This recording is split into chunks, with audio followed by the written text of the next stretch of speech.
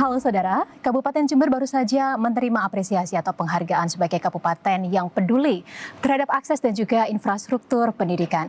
Dan tentu saja hal ini menjadi sebuah pengakuan terhadap konsistensi dari Kabupaten Jember untuk bisa melahirkan generasi muda yang berdaya saing dan juga unggul melalui berbagai program-programnya yang juga pastinya inovatif. Di antaranya adalah beasiswa, cinta bergema dan juga sekolah percontohan. Lantas bagaimana supaya program-program ini bisa berkelanjutan dan bisa membawa Jember menjadi kota yang maju dan juga unggul di masa yang akan datang. Kita akan membahasnya selama 30 menit ke depan bersama saya Diana Dwika hanya di Bincang Kita. Baik, dan tentu saja kita tidak sendiri. Kali ini saya sudah kehadiran dari jauh sekali. Bupati Jember sudah hadir bersama kita di sini, Bapak Muhammad Fawait, atau biasanya disebut sebagai Gus dipanggilnya ya. Boleh nggak saya flashback sedikit nih tentang Gus Fawait? Kalau saya tidak salah ingat, mohon dikoreksi. Dulu pernah menjabat sebagai anggota DPRD termuda, anggota Komisi C, Ketua Komisi C termuda, kemudian Ketua Fraksi termuda. Dan ini sekarang jadi Bupati Jember, kalau tidak salah juga termuda. Luar biasa sekali ya, plus nih. Alhamdulillah. Terima kasih. Iya, ternyata banyak sekali ya prestasi dari Bupati Jember yang satu ini. Dan sekarang juga ada prestasi terbarunya ini, membawa Jember mendapatkan apresiasi atau penghargaan sebagai kabupaten yang peduli terhadap akses dan juga infrastruktur pendidikan. Boleh dong kita diberitahu ini inovasi-inovasi yang dilakukan apa saja untuk bisa mendapatkan penghargaan itu? Ya, Mbak, terima kasih, Mbak. Yang pertama bahwa Jember ini perlu kita ketahui bahwa Jember adalah kabupaten besar. Jumlah penduduk Jember ini terbesar ketiga di Jawa Timur setelah Surabaya, Malang, Jember. Kami punya penduduk sekitar 2,6 sampai 2,7 juta. Sehingga Jember ini besar sekali. Besar sekali. Nah, sehingga melihat itu semua tentu kita tidak boleh jumawa. Kita harus lihat masalah-masalah di Jember. Masalah yang paling utama di Jember itu adalah masalah kemiskinan.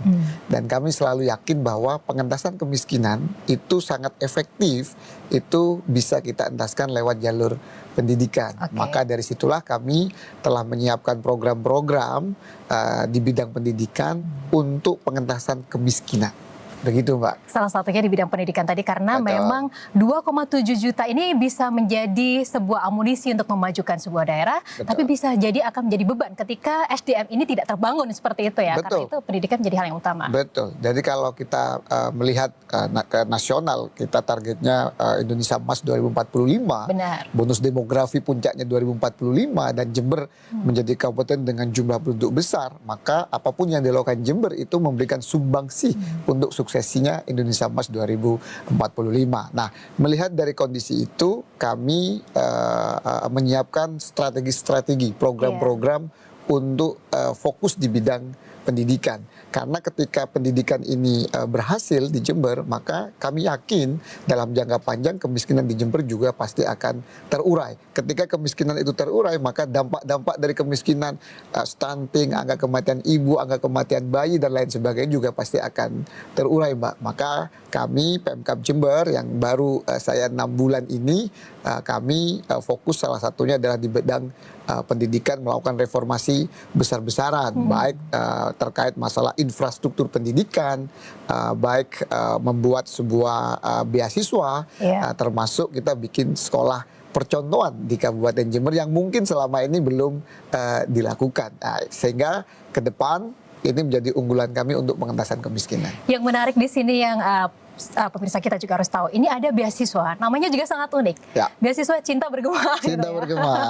Oke, ini adakah filosofi di balik itu semua? Dan juga ini kalau tidak salah targetnya kan ada kurang lebih 8.000 mahasiswa yang disasar gitu ya. Ini bagaimana supaya 8.000 mahasiswa dengan beban anggaran cukup besar ini tidak mengganggu untuk rencana anggaran pembangunan lainnya? Jadi sebetulnya kami di Jember ini selalu menggemakan cinta. Kenapa sih? Karena apapun itu, walaupun itu berat pun, kalau didasarkan dengan cinta, cinta kepada rakyat, cinta kepada Jember, itu akan menjadi lebih ringan. Maka kita temanya selalu cinta, termasuk cinta bergema terkait beasiswa ini.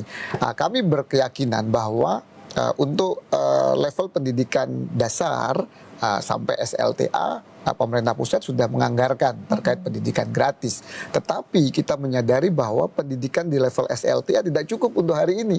Masuk ke dunia kerja juga tidak cukup, menciptakan entrepreneur juga nggak cukup. Maka kami berpikir bagaimana anak-anak Jember ini bisa melanjutkan sampai ke level yang lebih tinggi, S1, bahkan nanti kami berharap bisa memberi beasiswa sampai S2 bahkan S3. Nah, kami menargetkan selama 5 tahun ke depan ada 20.000 anak-anak Jember yang akan kami kuliahkan gratis. Kami akan kasih beasiswa mulai dari awal sampai dia lulus. Walaupun kita mulai tahun ini ada sekitar 8.300-an anak-anak yang akan kami beri beasiswa kuliah dimanapun di seluruh Indonesia, di kampus-kampus manapun di Indonesia. Bahkan tahun depan kami sudah punya rencana akan kerjasama dengan beberapa kampus di luar negeri seperti di Timur Tengah dan di Cina. Kami berharap ada anak-anak Jember yang juga bisa kita biayai, bisa kuliah sampai ke luar negeri, walaupun mungkin kita mampunya baru di Timur Tengah maupun di Cina ya. Itu rencana tahun depan. Ya, ini pastinya sudah menjadi angin segar lah ya untuk warga Jember, dan juga semoga bukan hanya pemerintahnya optimis, tapi juga masyarakatnya juga optimis. Amin. Nah, kalau kita berbicara ini tentang beasiswa Cinta Bergema, kalau tidak salah ini ada 6 kategori dan ada yang kategori khusus sampai berprestasi begitu. Ini bisa dijelaskan bagaimana ini bisa menyasar seluruh lapisan masyarakat di sana? Kategori yang semakin kami perbesar, perbanyak macamnya ini sebetulnya dalam rangka upaya untuk meratakan. Contoh, ada kategori prestasi. Itu bagaimana anak-anak prestasi bukan cuma di akademik, tapi non-akademik juga. Bahkan kami kemarin sudah pastikan, anak-anak Jember yang berprestasi non-akademik di bidang olahraga, yang mendapatkan medali dalam Porprov, kami pastikan dapat beasiswa. Dan itu kita lakukan. Termasuk juga prestasi di bidang akademik, dengan nilai rapot dan lain sebagainya. Setelah kita konfirmasi, nilai-nilai di kampus ya, setelah kami konfirmasi ke kampusnya. Selain itu kami juga membantu masyarakat Jember, karena tujuan utamanya adalah pengentasan kemiskinan. Ada beasiswa kategori afirmasi ekonomi. Saya tidak mau ada kata-kata miskin atau ada kata-kata tidak mampu, karena tidak enak. Itu tidak bagus menurut saya. Maka kita kasih nama afirmasi ekonomi. Maka anak-anak masyarakat Jember yang kurang mampu secara ekonomi, kami juga perhatikan. Dan untuk memastikan bahwa kategori itu betul-betul sesuai, kita bukan cuma Pemkab saja yang menyeleksi. Kami menggandeng kampus. Kami serahkan setelah daftar online, kami serahkan kepada kampus untuk diverifikasi. Apakah ini sesuai kriteria yang berprestasi, akademik apakah ini sesuai enggak, non-akademik apakah ini benar atau tidak. Kalau afirmasi ekonomi ini benar atau tidak. Atau nanti ada beasiswa santri. Kami juga karena Jember adalah kabupaten dengan jumlah pondok pesantren terbesar, mereka juga punya hak untuk mendapatkan akses beasiswa. Guru-guru di pesantren juga Guru-guru di pesantren juga, guru-guru madin, guru-guru pesantren juga punya hak. Al-Quran juga. Hafidho juga, juga punya hak yang sama. Maka kami ada kategori untuk tahun ini, ada kategori santri yang sebelumnya belum ada.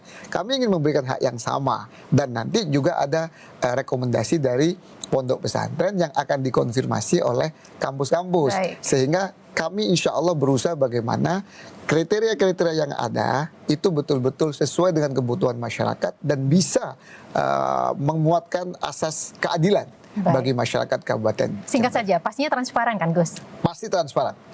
Pasti saya jamin transparan. Karena di Pemkab diseleksi, nanti kami serahkan ke kampus, kami uji publik, kami akan publis, sehingga sebelum di SK-kan, tahapan-tahapan itu bisa terpenuhi. Semakin semangat ya perbincangan kita, karena kita mendapatkan kabar baik nih dari Jember. Kita akan ulas tentang sekolah percontohan di segmen selanjutnya. Jangan kemana pemirsa, kita akan segera. Baik, terima kasih saudara, Anda masih bersama kami di Bincang Kita, dan kita masih mendiskusikan tentang membangun generasi emas dari Jember bersama Bupati Jember Gus Fawaid. Menarik sekali tadi tentang beasiswa Cinta Bergema. Ada satu lagi terobosannya, yaitu sekolah percontohan. Kalau percontohan ini pastinya harusnya menjadi role model begitu ya untuk lain. Ini apa landasan pemikirannya apa dan akan seperti apa sekolah ini bisa menjadi percontohan? Ya, jadi kami menyadari bahwa keberhasilan seorang anak di dalam bidang pendidikan ini bukan cuma ditentukan oleh sekolah, tetapi juga ditentukan oleh keluarga. Kami ingin membuat sekolah percontohan di Kabupaten Jember, sekolah yang itu melibatkan wali murid, wali santri, atau orang tua murid. Sehingga sekolah itu ke depan bagaimana partisipasi wali santri, wali murid, orang tua murid itu kelihatan, Mbak. Jadi bukan cuma dipasrahkan sekolah, tapi ketika pulang mereka tidak mendapatkan pendidikan dari keluarga yang baik. Maka yang dimaksud kami sekolah percontohan di Jember itu adalah sekolah bukan cuma fasilitasnya bagus, bukan cuma sistemnya bagus, bukan cuma gurunya juga bagus, tetapi keterlibatan orang tua juga harus aktif. Maka ke depan kami siapkan beberapa sekolah-sekolah ya supaya Jember ini sangat luas, supaya adil, bukan cuma di kota saja, tapi nanti kita akan bikin di kota beberapa, kita akan bikin di desa beberapa, sehingga nanti ada sekolah yang secara akademik dia bagus, tapi juga pendidikan keluarganya juga bisa didapatkan oleh anak-anak kita, sehingga di sekolah itu orang tua akan kita tarik untuk terlibat lebih dibanding sekolah-sekolah yang lainnya. Tadi Gus juga sampaikan, ini bukan hanya infrastrukturnya yang baik, tenaga pengajarnya juga pasti berkualitas. Kemudian tadi kurikulumnya itu pastinya mengikuti kurikulum yang terbaru yang sesuai dengan perkembangan zaman begitu ya. Tapi yang menariknya ini siapa saja sih anak-anak bisa masuk ke sana, dan pastinya harus kita pikirkan bagaimana supaya sekolah percontohan ini tidak menegasikan sekolah-sekolah yang lainnya. Ya, jadi biasanya orang kalau sudah ada cap sekolah percontohan ini eksklusif. Benar. Tapi justru kalau kami enggak, justru kami ingin taruh sekolah-sekolah percontohan itu adalah di pusat-pusat kemiskinan. Di mana pusat kemiskinan di Jember? Di pedesaan, pinggir kebun, pinggir hutan, pinggir pantai, dan di pinggir perkotaan. Maka kita ingin ada tengah kota, oke, tapi kita juga ada di pinggir kota, tapi juga jangan lupa di pedesaan, pinggir pantai, pinggir hutan. Kami akan ambil sekolah-sekolah percontohan itu, di mana sekolah percontohan ini sekali lagi bukan cuma hanya diukur dari nilai akademik, tapi bagaimana akhlaknya, tingkah lakunya, dan itu berhasil biasanya kalau ada partisipasi orang tua. Jadi sekolah ini kita pastikan infrastrukturnya bagus, SDM gurunya bagus, sistemnya sesuai dengan sistem pemerintah nasional, tapi juga ada keterlibatan orang tua yang aktif, sehingga di dalam membahas anak itu nanti bukan cuma tugas guru, tapi juga ada tugas orang tua atau wali murid yang ada di sekolah tersebut. Iya, biasanya sebuah program yang digagas dari sekolah itu kurang berhasil, begitu ya, karena memang tidak ada kesinambungan ketika anak-anak sudah sampai di rumah begitu ya. Betul. Maka dari situlah kita ingin bahwa anak-anak ini mendapatkan pendidikan selama 24 jam. Di jam sekolah dia di sekolah, tapi di keluarga dia harus mendapatkan pendidikan dari orang tua atau lingkungannya. Sehingga sekolah percontohan ini kami memang bekerja sama dengan beberapa pihak, dengan kampus yang ada di Jember maupun di luar Jember. Kami ingin mendesain bagaimana sekolah ini betul-betul sekolah 24 jam. Jadi anak-anak kita, anak Jember ini nanti ke depan akademiknya bagus, kalaupun dia ahli di non akademiknya juga dia bagus, dan di tingkah laku, akhlaknya, di keluarganya dia betul-betul bagus. Karena kadang-kadang anak-anak secara akademik bagus, tapi mohon maaf ada kenakalan remaja, setelah kita selidiki mereka tidak mendapatkan pendidikan yang cukup di keluarga. Bukan berarti orang tuanya tidak pintar loh, Mbak. Bukan berarti, tapi karena mungkin tidak kita ajak, tidak sinergi antara sekolah dengan orang tuanya. Iya, artinya ini sebuah paket komplit ya. Kita bisa membangun IQ-nya, tapi juga EQ-nya begitu ya. Akhlak itu juga sangat penting sebagai dasar ketika manusia bertumbuh. Nah, ketika kita berbicara tentang ini, tentang akhlak, kemudian pendidikan, perkembangan IQ dan sebagainya, kita juga tidak bisa melepaskan tentang perkembangan dunia digital sekarang. Kita melihat tadi di Jember tadi ada beberapa kantong-kantong kemiskinan begitu ya, daerah-daerah kecil. Bagaimana Anda bisa membangun literasi digital di sekolah-sekolah percontohan ini? Salah satu yang menjadi masalah kadang-kadang di daerah pinggiran itu karena sekolahnya tidak mendapatkan fasilitas yang cukup. Salah satunya adalah fasilitas teknologi. Maka tadi saya sampaikan sekolah percontohan ini akan kita lengkapi infrastrukturnya, baik gedungnya, fasilitas juga fasilitas teknologi, sistemnya, gurunya, SDM-nya, dan juga orang tuanya. Kadang-kadang anak desa ini bukan tidak pintar ya, atau bukan berarti mereka sebetulnya tidak punya potensi, tapi mereka tak punya kesempatan. Maka kita pastikan anak-anak di pinggir kota, anak-anak di pinggir pedesaan, pinggir hutan, pinggir kebun, pinggir pantai, ini juga punya kesempatan dengan diberikan sekolah-sekolah percontohan ini. Harapan saya ketika sekolah-sekolah percontohan ini berhasil diterapkan di beberapa titik, mudah-mudahan di tahun-tahun berikutnya bisa kita perlebar lagi. Sehingga sekali lagi kita menyiapkan Indonesia Emas. Indonesia Emas itu adalah Indonesia yang anaknya berkualitas, SDM-nya berkualitas, dan yang tidak miskin lagi. Dan itu Jember punya kontribusi kuat untuk menuju ke Indonesia Emas itu. Iya, dan menariknya ketika akhirnya SDM terbangun, kemudian penguasaan terhadap digitalisasi organisasi tadi juga sudah disematkan gitu ya dengan baik begitu. Artinya nanti ekonomi juga pasti akan bertumbuh begitu ya. Pasti Karena akan pasar baik. juga pasti akan semakin luas gitu. Betul, karena nanti ketika SDM ini meningkat kualitasnya, otomatis dia bisa masuk ke lapangan pekerjaan atau menciptakan lapangan pekerjaan. Harapannya seperti itu. Betul. Dengan tadi adanya program yang sangat inovatif, beasiswa Cinta Bergema, kemudian sekolah percontohan, harapan terbesarnya apa nih Gus? Harapannya bahwa orang-orang Jember bukan cuma kota, tapi juga desa, juga anak-anaknya diberi kesempatan untuk mendapatkan akses pendidikan yang layak, sehingga mereka punya kesempatan untuk menjadi SDM yang berkualitas, sehingga mereka bisa terlepas dari kemiskinan,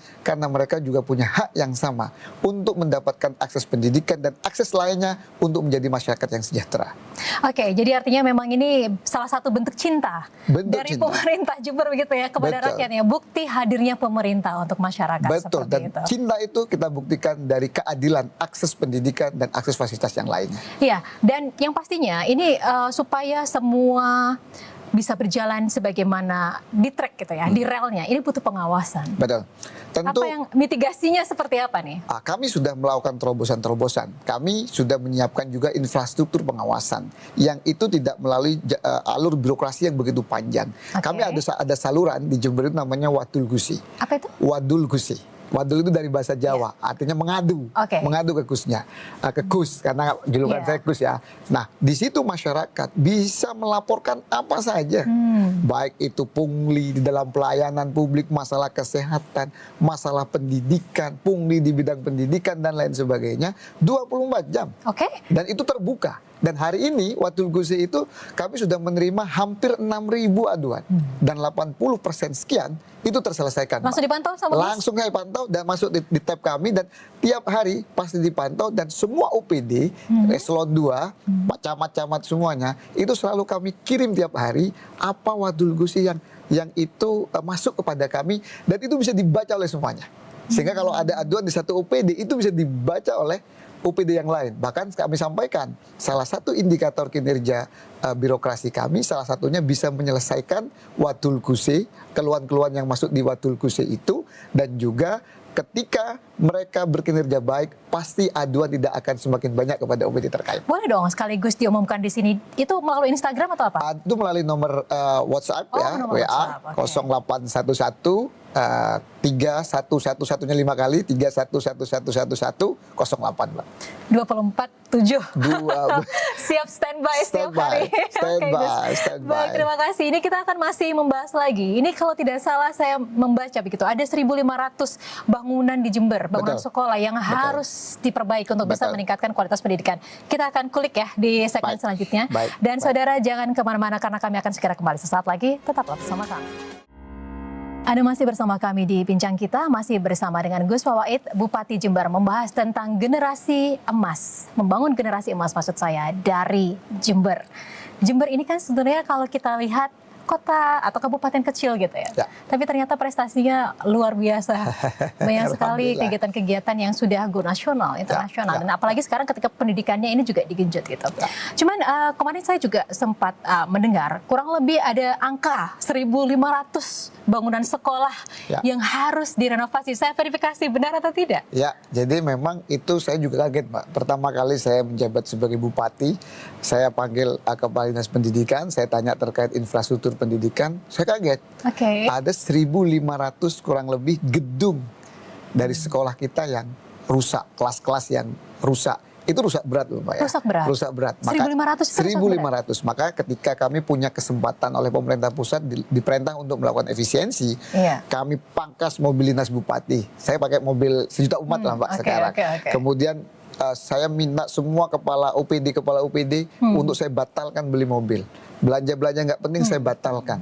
Salah satunya kita pakai selain di sektor kesehatan, salah satunya kami pakai untuk bagaimana komitmen kami membangun infrastruktur pendidikan yang namanya gedung sekolah itu hari ini bahkan terbesar selama 5 tahun terakhir ini.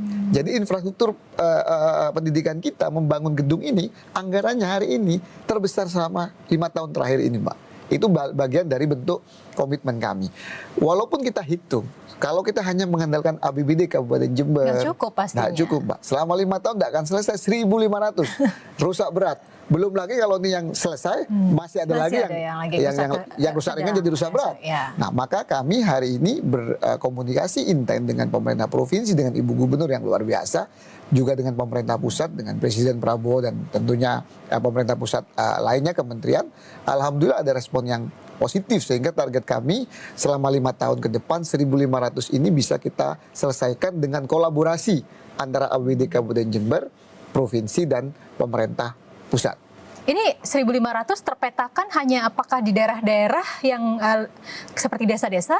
Memang rata-rata ada di pedesaan. Makanya kenapa tidak heran ketika kemiskinan di Jember itu rata-rata banyak itu di daerah pedesaan. Maka sebetulnya bisa kita ambil kesimpulan bahwa di kantong-kantong kemiskinan itu biasanya pendidikannya tidak optimal. Kenapa tidak optimal? Karena infrastrukturnya tidak terjaga dengan baik. Kenapa kok tidak terjaga dengan baik? Ya karena mungkin selama ini kurang terpantau dengan baik. Maka saya sampaikan kepada masyarakat Jember bahwa filosofi kami adalah membangun desa, menata kota.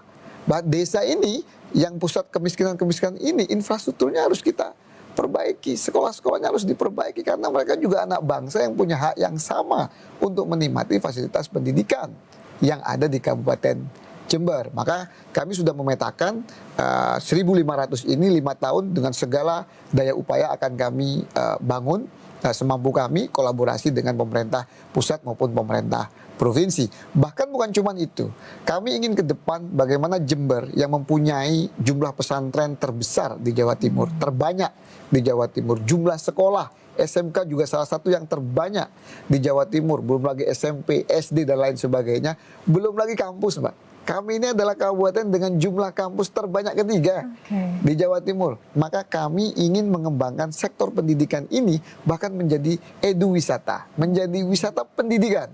Maka kami siapkan infrastrukturnya.